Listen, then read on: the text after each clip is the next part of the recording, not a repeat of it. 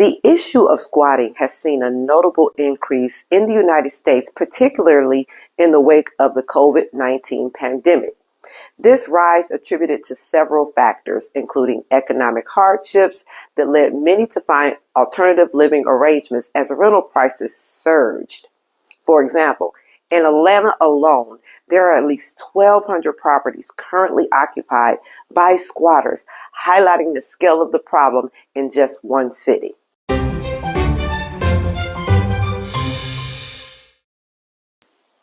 Welcome to the Deeds and Misdeeds podcast and YouTube channel, where we uncover the shadier side of real estate. I'm your host, Coach Michelle D. I'm a real estate entrepreneur, coach, and your guide through the maze of scams, tricks, and schemes that are costing homeowners, renters, and taxpayers thousands. From fundamental property rights to sinister schemes that have led to tragic losses, we cover it all. Join us as we trace the evolution of property rights and laws from their ancient origins to today's cunning frauds and scams. We'll expose the key figures who manipulate the system and reveal the stark realities of crime in the real estate sector. And most important, how as real estate professionals, homeowners, and renters can protect yourself. Stay tuned as we bring these dark secrets into light.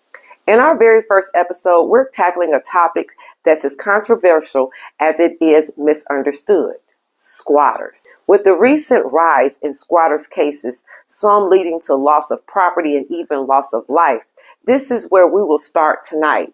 We'll explore how squatters' rights can be twisted into high-stakes game of property chess and what you can do to safeguard your investments, whether you're a seasoned real estate pro, a homeowner, or renting your first apartment. There's something for everyone. Get ready to be intrigued, aware, and informed. Property rights likely emerged as early as humans began to settle in fixed locations and cultivate the land. The need for defined ownership arose from the necessity to ensure that labor invested in planting and harvesting crops could be protected and that the benefits could be secured by those who worked the land. This led to the development of informal norms that, over time, evolved into codified laws. The first recorded codes of law that included property rights come from the ancient civilizations such as Sumer and Babylon, most famously the Code of Hammurabi, around 1754 BC. These laws formalized the rights of individuals to own and transfer land and set the penalties for transgressions such as theft and damage. Hammurabi Code, for instance, included specific clauses that dealt with issues like boundary disputes, liability for damages, and consequences for neglecting to maintain one's property, reflecting the societal emphasis on land as a foundation of wealth and social status. In many cases, owning a home grants certain rights. Depending on the type of ownership, homeowners typically have the authority to determine who is permitted on their property and may legally request trespassers to vacate the premises. The concept of adverse possession dates back to Roman law, which included provisions for acquiring property through long-term possession. Over time, similar doctrines developed in various legal systems, including medieval England.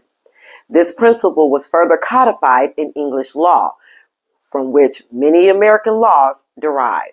Under English common law, adverse possession allowed individuals who publicly inhabited and improved a piece of land without challenge from the rightful owner for a specified period of time to claim legal title. This was based on the idea that land should not sit idle and that long-standing unchallenged possession should be rewarded with ownership. The rationale was also to ensure legal certainty and peace by eventually settling disputes over land ownership. In the United States, adverse possession laws were adopted from English common law and modified by each state. The basic principle remains that if someone occupies land openly, meaning in the view of a lawful owner, and the public notoriously being known for being the occupant of the property, continuously and hostilely, meaning against the owner's will, for a certain period defined by state law that is typically between 5 and 30 years, they can acquire legal ownership. The term squatter's rights is an informal name for the legal doctrine of adverse possession. The origins of this term are somewhat colloquial and not precisely documented, but it reflects the perspective from which the practice is often viewed by the public. Squatters' rights likely developed as a vernacular way to describe the legal rights that squatters could acquire under adverse possession laws. The term squatters originally referred to someone who settled on land without legal title or explicit permission. The use of the term squatters' rights reflects a cultural understanding and often a critique of the concept. In some communities, it may carry a negative connotation, viewed as an unfair way for individuals to gain ownership of property. In others, it might be seen as a necessary mechanism for making use and revitalizing neglected spaces, particularly in areas with significant homelessness and housing crisis. Proponents argue that adverse possession serves useful purposes such as encouraging the productive use of land and resolving long-standing uncertainties in land ownership. However, has it?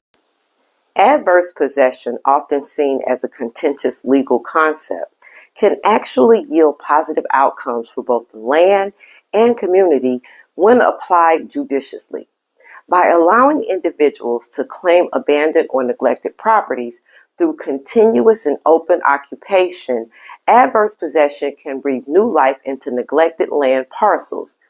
In cases where owners have abandoned properties or are unable to maintain them, adverse possession enables proactive community members to take stewardship of these spaces, thereby preventing further deterioration and blight. This process not only revitalizes physical land, but also fosters community engagement and investment in the neighborhood improvement.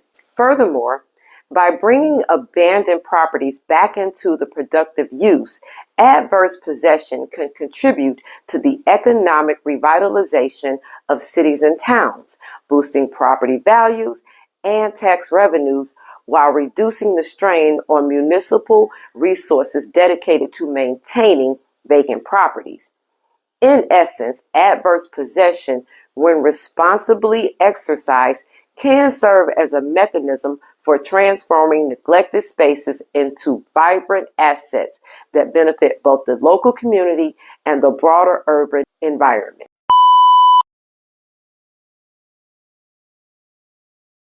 Let me introduce you to Provisions Academy Real Estate School, the heart of real estate education in Georgia.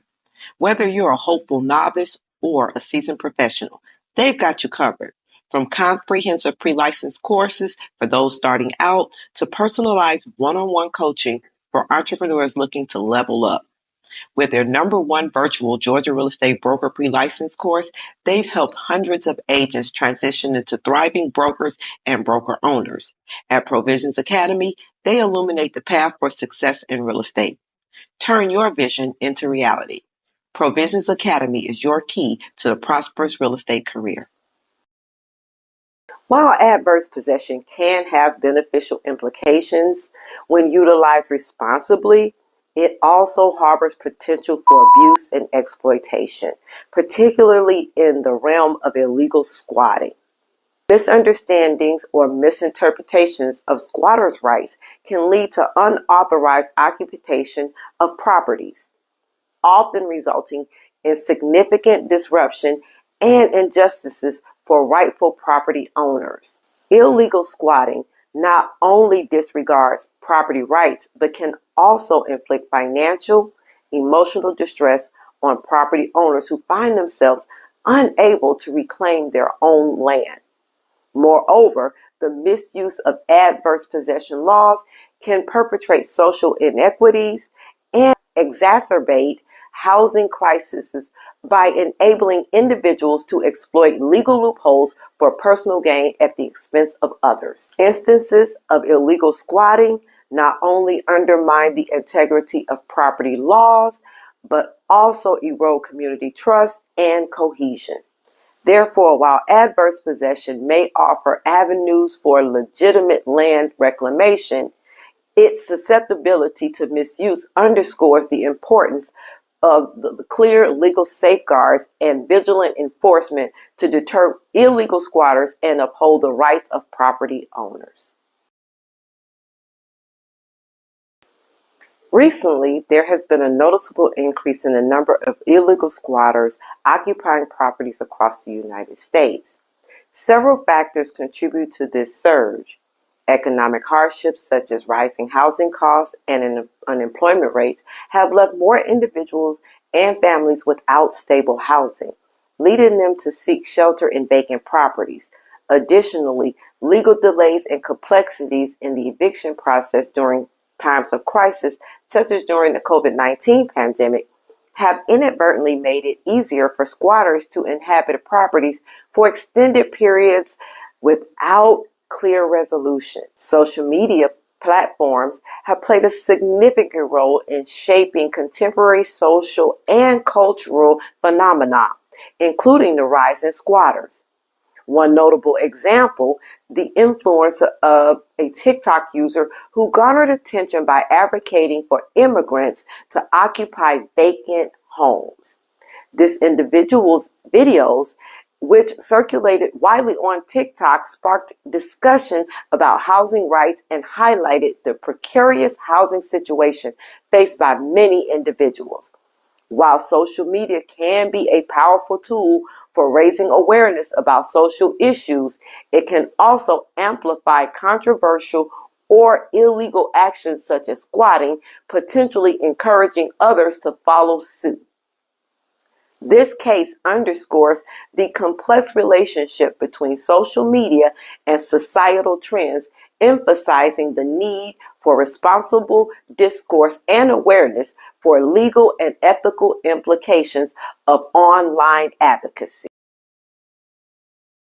Heartbreaking case, 52-year-old Nadia Vitel's lifeless body was found stuffed in a duffel bag inside of a closet in her New York apartment after the building superintendent and her son went to the apartment to do a welfare check. Vitel's had gone to the vacant apartment to prepare for occupancy when she was confronted by two men who had been squatting in her apartment and were suspected of her ultimate demise. According to the police, at approximately 2:24 p.m., Alston and Tejada exited the apartment to buy a vape at a smoke shop and a suitcase at Target using Miss Vitel's credit card. They later re-entered the apartment using a key. That evening, they left carrying several items, including toilet paper and suitcases, and drove off in Vitel's car towards Pennsylvania. On March 14th, after failing to contact her, Vitel's family assessed her apartment, discovering disturbances and ultimately finding her body concealed under coats in a closet. The autopsy confirmed her death was due to blunt force trauma. Over 9 days, Alston and Tejada used Vitel's credit cards to make numerous purchases in Pennsylvania, including electronics and jewelry, until their arrest on March 22nd by the U.S. Marshals. A 77-year-old man and his wife were forced to move out of their Georgia home after they say a stranger was somehow able to submit false documentation to authorities claiming he owned their house. This is a common tactic for squatters attempting to take possession of someone's home.